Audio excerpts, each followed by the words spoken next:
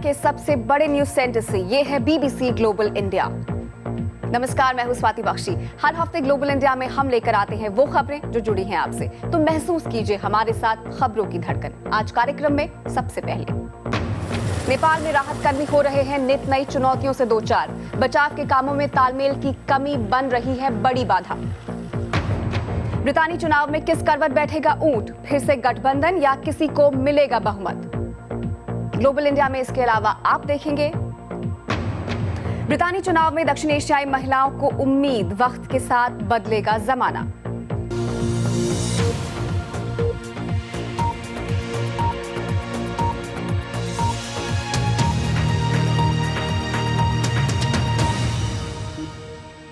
स्वागत है आप सबका ग्लोबल इंडिया की इस ताजा कड़ी में।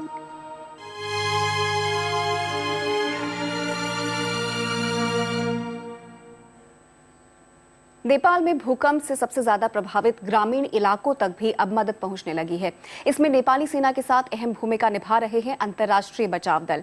लेकिन दुनिया भर से काठमांडू पहुंचे इन दलों की शिकायत है कि राहत काम के लिए सरकार से साफ दिशा निर्देश नहीं मिल रहे। उन्हें खुद काम ढूंढने जाना पड़ रहा है।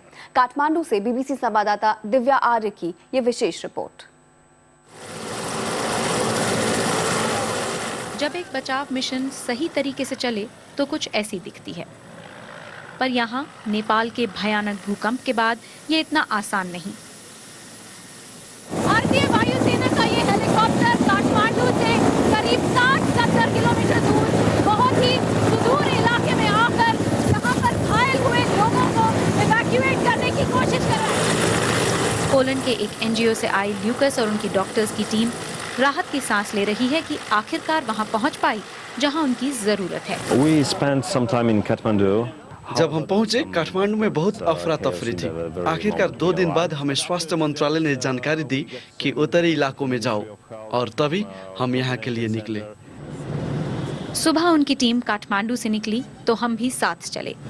रास्ता खराब था, भूकंप का असर दिखाई दे रहा था।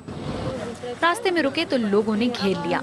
बोले उन्हें अब तक कोई मदद नहीं मिली है। दीदी, आपको कैसे लगी ये चोट? कैसे लगी? इस महिला ने कहा यहाँ कोई डॉक्टर नहीं है। पट्टी के लिए भी उन्हें 3 घंटे दूर जाना पड़ा। कुछ ही मिनटों में यहाँ के लोगों के साथ मिलकर पोलैंड की टीम ने एक गराज में मोबाइल क्लिनिक बना लिया और कुछ ही घंटों में हम फिर निकले। आगे बढ़े तो ये शख्स मिला। घर के मलबे में कुछ ढूंढते हुए उन्हें चोट लगी थी। उनके आसपास सिर्फ तबाही। हम जितना आगे बढ़े बद से बदतर होता चला गया। इन घरों की हालत बताती है कि इसमें रहने वालों के साथ क्या हुआ होगा। इस कस्बे की किस्मत अच्छी है। यहाँ रहने वाले कई लोगों को अंतर्राष्ट्रीय बचाव दलों ने हेलीकॉप्टर के जरिए अस्पतालों तक पहुँचाया। लेकिन इस पहाड़ पर हमारे आसपास कई कस्बे और गांव ऐसे हैं जहां लोग अब भी राहत की राह देख रहे हैं। नेपाल की एक पहाड़ी पर बने आर्मी बेस पर ये मेडिकल कैंप कुछ एनजीओज के डॉक्टर्स ने अपने बलबूते पर बनाया है। ये बेहतर होता कि एक सेंट्रल अथॉरिटी सब तय करती, पर ऐसा तो है नहीं। पर हम भी इसे रुके नहीं, तय किया और काठमांडू से निकलकर यहाँ काम करने लगे। और यहाँ इलाज करवाने वालों की भी कमी नहीं। 4 दिन से मैं इंतजार था, नहीं पहुँच पाया, कोई आ नहीं आ पाए हैं वहाँ पे। मैं बोक कर यहाँ पहुँचा दिया। पैदल चल के आए, गाड़ी उड़ी बिल्कुल नहीं वहाँ पे। आखिरकार इन डॉक्टर्स को अपनी मंजिल मिल गई। अब वो लोगों की जान बचाने का काम शुरू कर सकते हैं। दिव्या आर्य, बीबीसी, सिंधुपाल चौक, नेपाल। लेकिन जब हमने नेपाल सरकार के सामने अंतर्राष्ट्रीय बचाव दल की ये शिकायतें रखी तो उनके पास इसका कोई सीधा जवाब नहीं था। As you see that many injured person are in Kathmandu. जैसा कि आपने भी देखा होगा, ज्यादातर मरीज काठमांडू में ही हैं, क्योंकि उन्हें हेलीकॉप्टर से यहाँ लाया गया है। शायद इसीलिए डॉक्टरों को काठमांडू में रोका गया हो। Been deputed here for their treatment. और इस भूकंप में जो लोग अपनी जान बचा पाए वो अब जिंदा रहने की लड़ाई लड़ रहे हैं। बीबीसी ने मुलाकात की स्वेच्छा तमराकर से। 22 साल की स्वेच्छा, उनके छोटे भाई और माँ बाप को कोई चोट नहीं आई है। पर उनके पिता की तांबे की दुकान और उस पर बना 3 मंजिला घर तहस नहस हो गया है। अब सिर्फ ईंट पत्थर बाकी हैं। चार्टर्ड अकाउंटेंट बनने की ख्वाहिश रखने वाली स्वेच्छा ने बीबीसी संवाददाता दिव्या आर्य से बांटी जिंदगी को फिर पटरी पर लाने की जद्दोजहद और उससे जुड़े सवाल। इन मैटर ऑफ 1 मिनट सारा का सारा चेंज हो गया कि सर्वाइवल पे चला गया। ये था कि अभी मैं मई में एग्ज़ाम दूंगी, उसके बाद मैं सीए बन जाऊंगी 2 मंथ्स के बाद, उसके बाद करियर सेट करूंगी। बट अभी ये हुआ कि खाना मिलेगा या नहीं मिलेगा, पानी मिलेगा या नहीं मिलेगा, सीए का तो नहीं पता। रहेंगे कहाँ पे, कमरा कहाँ पे लेंगे। लगभग 11:50 अराउंड का था कि जब फर्स्ट शुक हुआ। तो अर्थक्वेक तो नॉर्मली आते जाते रहते थे, थोड़ी देर हिला लिया उसके बाद चला जाता था। तो ये फर्स्ट टाइम लाइफ में मैंने ऐसा देखा कि ऐसे कि सारा का सारा कपबोर्ड हिलने लगा, आवाज़ इतनी ज़ोर से आने लगी और बाहर से लोग की चिल्लाने की आवाज़ आने लगी। थर्ड फ्लोर से मुझे 2 सेकंड नहीं लगे होंगे, मैं ग्राउंड फ्लोर में आ गई। फाइनली एटलीस्ट मैं बच गई, लाइफ बच गई। लेकिन बाद में लाइफ को जो सपोर्ट करने वाली नेसेसिटीज़ है वो सारा का सारा यहीं पे दफन हो गया। तो अब जितने भी यहाँ पे जो हमारे कम्युनिटी के लोग हैं जिनके पास जो कुछ भी राशन है वो सब हम कलेक्ट करके यहाँ से थोड़ी सी आगे थोड़ा सा ओपन स्पेस है, वहाँ पे सारे के सारे वहीं पे टेंट पे करके रात गुजार रहे हैं। खाना वगैरह भी वहीं पे कर रहे हैं और राशन वगैरह ये सब हो कि हमें कहीं से भी सप्लाईज नहीं आई है। मेरे सामने जिस घर पे मैं इतने सालों से रह रही हूँ सारा का सारा नीचे चला गया, सारा का सारा। अल्टीमेटली ये हो रहा है ना कि बच तो गए, अब फिर से बचने के लिए पैसे चाहिए। ग्लोबल इंडिया में आगे जानेंगे क्या 3 अंतर हैं ब्रितानी और भारतीय आम चुनावों में।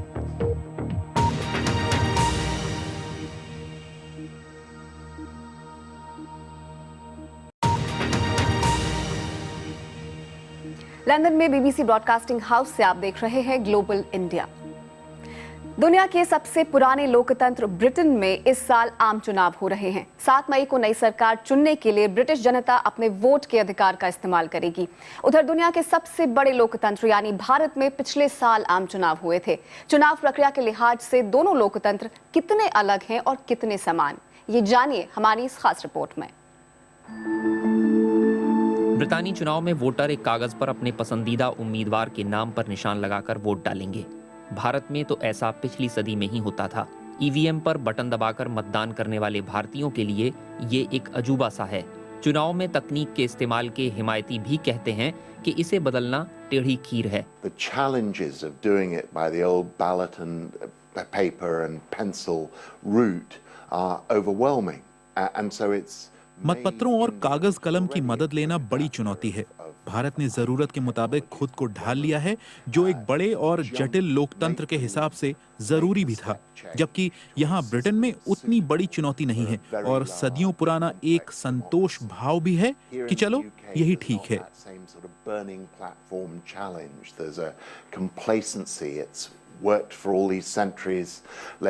Keep doing it kind of approach.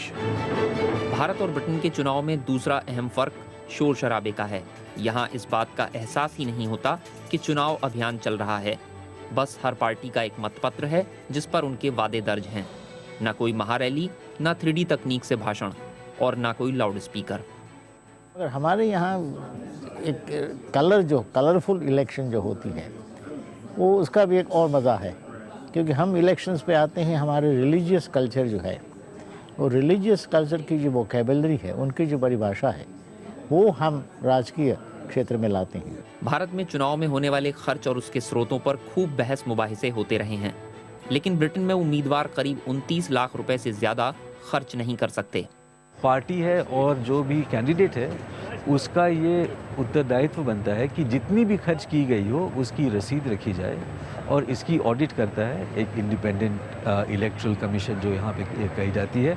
सबसे पुराने और सबसे बड़े लोकतंत्र के उत्सव चाहे जितने जुदा हों, पर दोनों को मजबूती देती है उनकी जनता।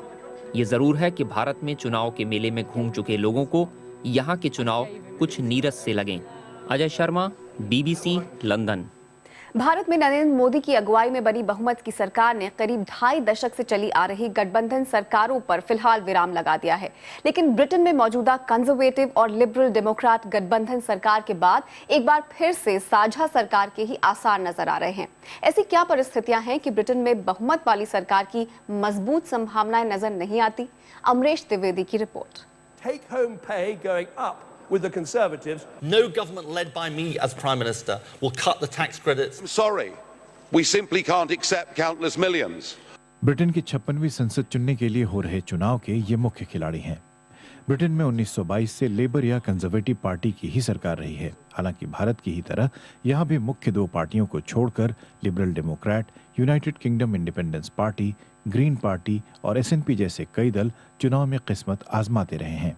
पिछले चुनाव में किसी भी दल को बहुमत हासिल नहीं होने के बाद कंजर्वेटिव पार्टी और लिबरल डेमोक्रेट्स ने मिलकर सरकार बनाई थी और इस बार ऐसे संकेत मिल रहे हैं कि कोई भी पार्टी अपने दम पर 326 का जादुई आंकड़ा पार नहीं कर पाएगी। तो क्या ब्रिटेन पूरी तरह से गठबंधन सरकारों के युग में प्रवेश करता जा रहा है? Well, people are divided because the voter choice has become much more plural. लोग इसलिए बंटे हैं क्योंकि मतदाता के सामने कई विकल्प हैं। ब्रिटेन में देशव्यापी प्रभाव वाली ऐसी पार्टी व्यवस्था भी नहीं रह गई है जो मतदाताओं को जोड़ सके। हमें यह भी ध्यान रखना चाहिए कि पिछले 30 सालों में लेबर और कंजर्वेटिव पार्टी का जनाधार लगातार घटा है और इसका फायदा क्षेत्रीय और व्यवस्था विरोधी पार्टियों को हुआ है। अगर भारत से तुलना करें तो वहाँ चली गठबंधन राजनीति और ब्रिटेन की गठबंधन राजनीति में कई बुनियादी फर्क हैं, जैसे कि राज्य स्तरीय राजनीतिक दलों की केंद्र की गठबंधन सरकारों में अहम भूमिका रही है, जबकि ब्रिटेन में ऐसा नहीं है। ब्रिटेन के कोalition में जो है गठबंधन बनती है पोस्ट पोल, यहाँ प्री पोल अलायंस चलती नहीं है। फिलहाल आप देख लीजिए एसएनपी और लेबर पार्टी में जो एक खेल टाइप का चल रहा है कि अब हम आपके साथ बनाएंगे सरकार या ना बनाएंगे। बीबीसी के पोल ट्रैकर के हिसाब से भी दोनों प्रमुख पार्टियों में 19-20 का ही फर्क है, लेकिन दोनों ही 33-34% की रेटिंग हासिल कर पा रही हैं। ऐसे में छोटे दलों की भूमिका पर सबकी निगाहें हैं। जानकारों का कहना है कि चुनाव के आखिरी हफ्ते में पार्टियां जी तोड़ मेहनत कर अपनी साख बढ़ाने की कोशिश करेंगी। यहां तक कि मंदिरों और गुरुद्वारों के चक्कर भी लगाए जा रहे हैं। अब तक के अनुमानों से त्रिशंकु संसद चुने जाने के आसार नजर आ रहे हैं, लेकिन वोटों की गिनती होने तक ये महज अनुमान ही हैं। Amrish Dwivedi, BBC, London. और अब से ठीक एक हफ्ते के बाद ब्रिटेन में एक नई सरकार का गठन होगा। जानिए कैसे होता है ब्रिटेन में चुनाव और क्या है सरकार बनने की प्रक्रिया।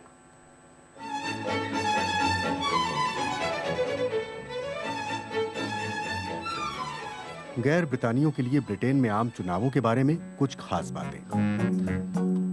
तो जिन्हें क्रिकेट समझ आ जाती है उनके लिए तो आसान ही है। ये संसदीय सीट पर आधारित सिस्टम है। हर सीट पर 60,000 मतदाता होते हैं। ब्रिटेन में कुल 650 सीटें हैं।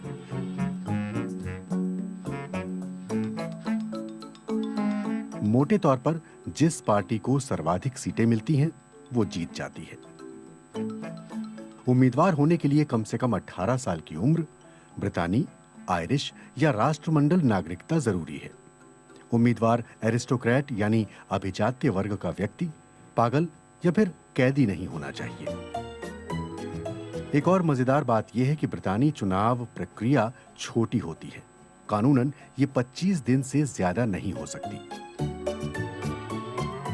चुनाव की प्रक्रिया पूरी होने के बाद आमतौर पर दो मुख्य दलों में किसी एक को बहुमत हासिल हो जाता है और उसका नेता प्रधानमंत्री बन जाता है। चुनाव के बाद महारानी किसी दल के नेता को प्रधानमंत्री बनने के लिए बुलाती है।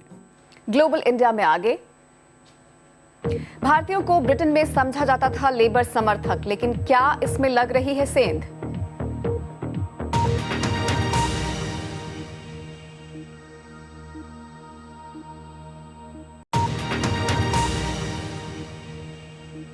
आप देख रहे हैं ग्लोबल इंडिया, मैं हूं स्वाति बख्शी। विदेशों में बसे भारतीय समुदाय के बारे में समझा जाता है कि वे भारत में बीजेपी की हिमायत करते हैं, जो कि दक्षिणपंथी पार्टी है। ब्रिटेन में बसे भारतीयों के बारे में भी ऐसा ही माना जाता है, मगर यहाँ यही भारतीय सबसे ज्यादा लेबर पार्टी के नजदीक समझे जाते हैं, जो एक वामपंथी झुकाव वाली पार्टी है।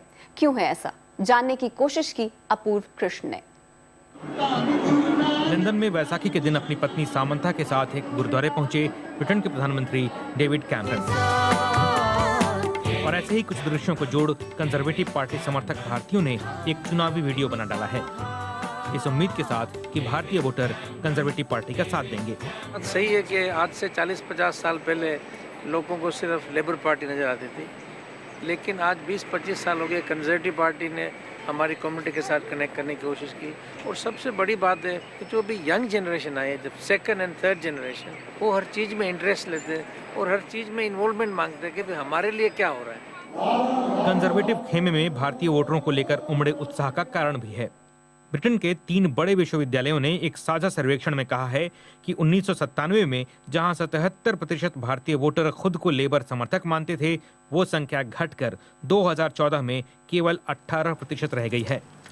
2010 में हुए आखिरी चुनाव में भारतीयों के 61% वोट लेबर पार्टी के खाते में गए थे, पर इस बार लेबर नेता भी मानते हैं कि स्थिति बदल रही है। परिवर्तन जरूर आ रहा है और परिवर्तन आना ही चाहिए, क्योंकि लोग जैसे जैसे सेटल होते हैं, जैसे जैसे उनकी वैल्यूज़ चेंज हो रही है, उसके हिसाब से वो वोटिंग के उसमें भी वो भी बदलता है।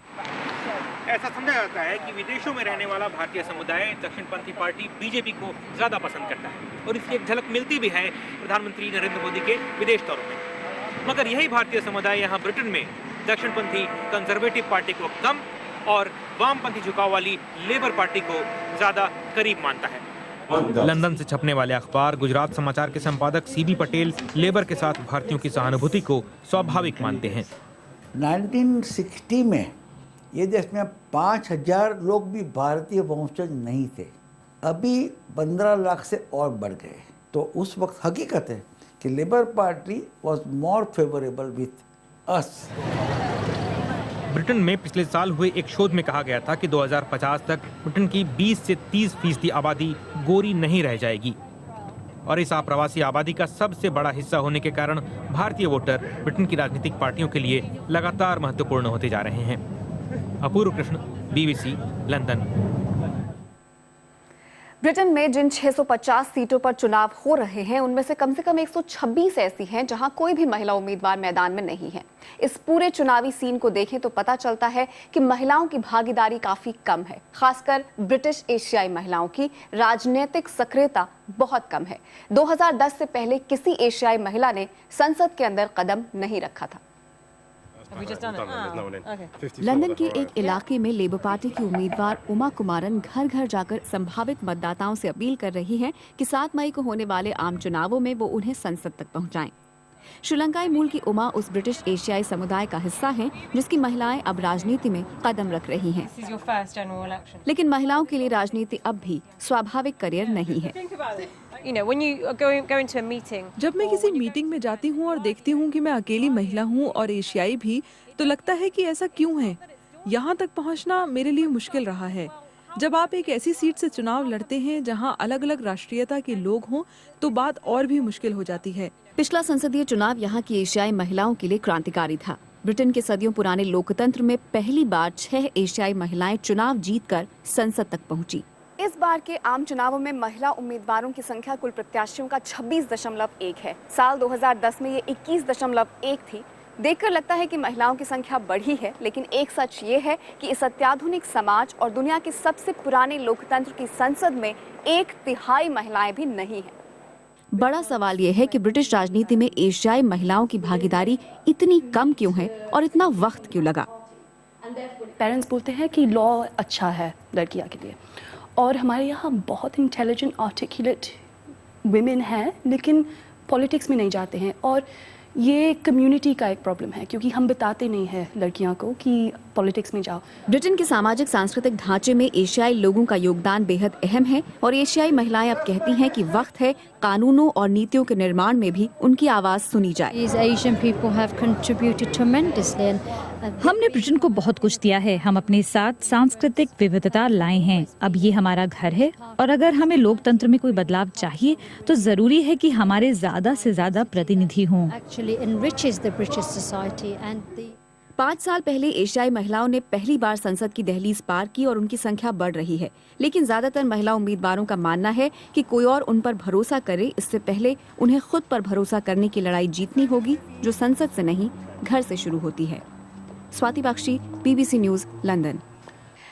फलों की बात की जाए तो आम की जबरदस्त वैरायटी और नारियल की खेती के लिए भारत मशहूर है। शायद आपको खबर ना हो, लेकिन भारत में न्यूजीलैंड का फल कीवी इतना पसंद किया जाने लगा है कि अब उत्तर पूर्वी राज्य अरुणाचल प्रदेश के किसान कीवी की खेती की तरफ मुड़ रहे हैं।